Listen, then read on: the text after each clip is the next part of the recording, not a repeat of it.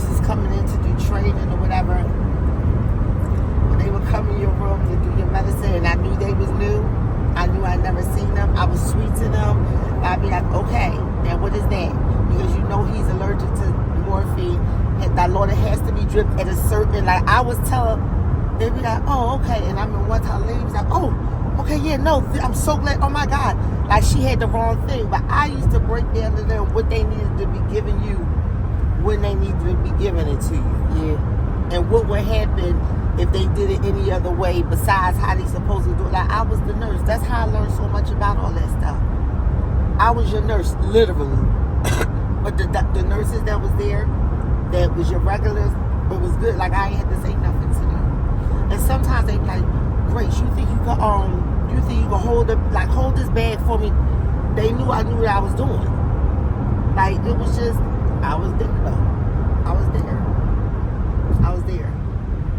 So many people was like, go home. You need to get some good rest. You gotta get out of this hospital. It's not good. You need to get some fresh air. I was like, can he get some? But he in here, he can't go nowhere. If it's good for him, it's good for me. Like, I understand what you're saying, but I don't understand that. You saying it's not good for me to be in here all day, every day. Oh.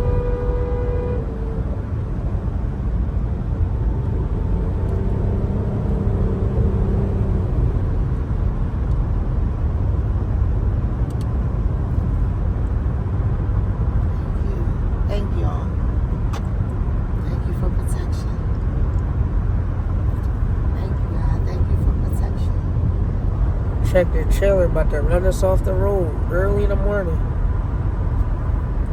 We sit here having a deep conversation. And the tractor trailer about to take us off the road.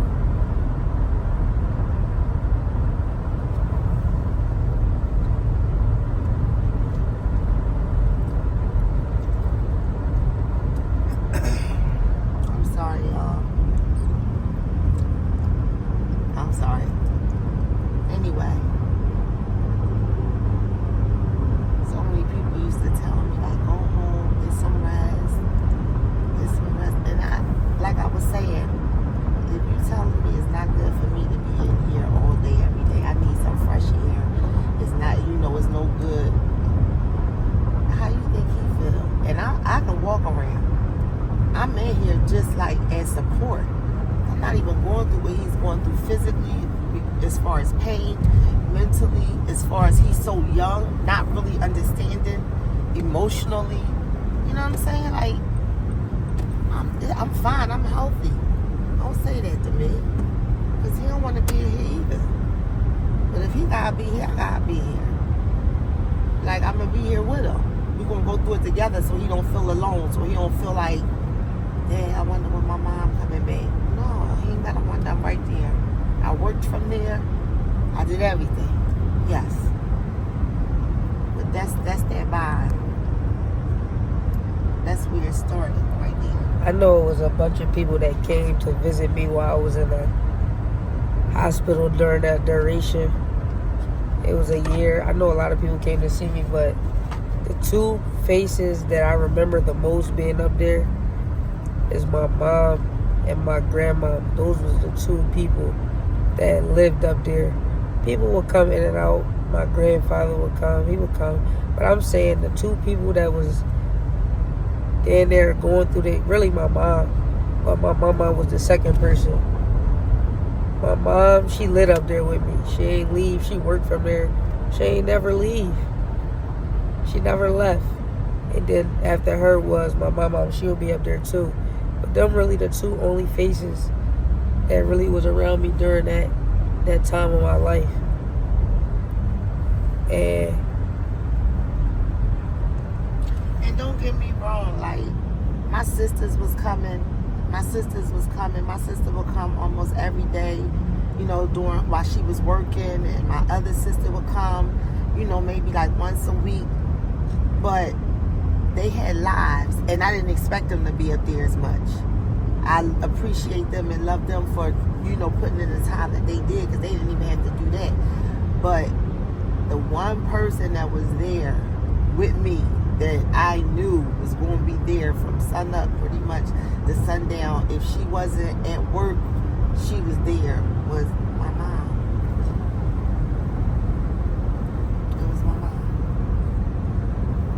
And my dad. My dad would come up there every day after work. Come up there and sleep and snore and bring gift. He would be good for that, but my mom would come and she would do. She was the only other one that could kind of soothe him. That he was able to really just be comfortable and relax. So she wasn't just up there sitting. She would be up there doing. Like rubbing him, giving him a little wipe down, reading to him, doing something with him. When she say soothing, I was in discomfort a lot. Even though I was smiling and all that, my body would ache. And I would just be uneasy. I was like 5. I was about 4 to 5. So you was 5 when you went through that. Yeah, 5. You were there at 4, but you had your 5th birthday party the day you was diagnosed. And then it was a year after that of treatment, living in the hospital. But you went through that when you was 5. You had already turned 5. So that was your 5. That was when you was 5 years old. From 5 to 6, you was in Children's Hospital. Yeah. From 5 years old to 6 years old. That year, you were in the hospital. To be honest, that was definitely one of the hardest times in my life. I do remember it, but that's kind of like why I still surround myself around my mom, my siblings on an everyday basis. My mom, y'all see it in the vlogs. Y'all know we go around, we be around other people, but as far as our life, we don't really, well, I don't really like deal with a lot of people. I love a lot of people and I know a lot of people, but on an everyday, I only want the people around me that was around during my darkest hours. Because I know they really got my back. And I know I can share my dreams, my ideas with them because they going to support me. A lot of people not going to support your dreams. They only going to support what they see. What they see is going to work. If they don't see it's going to work, they're not supporting you. Not a lot of people going to put that faith on you, so I don't know. I do want y'all to know this is like the first time we're really actually sharing this with a lot of people. Like, there are people that know our story, but most people don't because we don't walk around just broadcasting it. But part of you going through things in your life, how you go through the duration of it, all of that becomes your testimony. And when you come out victorious and come out on top, because you will if you're doing the right thing. It's not what you go through, it's how you go through. But when you come out victorious and come out on top, you're supposed to share that. And we now have an opportunity to really share it. And we're not going to give it all in one day. We're going to give it to you like we're giving it to you now, bits and pieces, because there's so much to talk about. It was an experience. But, you know, it's time for us to start sharing. And just to let y'all know, encourage y'all, when y'all have testimonies, share it. Encourage somebody else. Because there be people feeling discouraged when they going through and it's like, am I going to get through this? You're not the only one. Share your stories. Share your experiences. Share your testimonies. God your Father now. Like, subscribe, and ring that bell notification for more vlogs. Let's get it!